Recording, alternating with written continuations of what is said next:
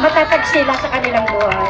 Sa research po na nagawa namin, medyo okay na lahat.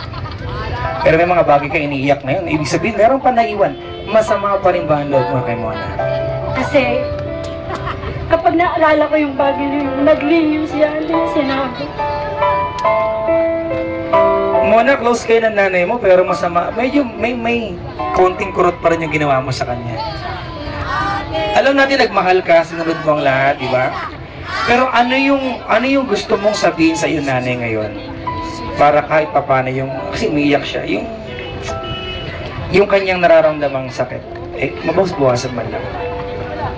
Masasabi ko lang po, ma, kung ano man yung nagawa ko kasalanan before, sana mapatawad niyo ako kasi nagmahal ako ng, alam ko sa sarili kong mahal ko talaga.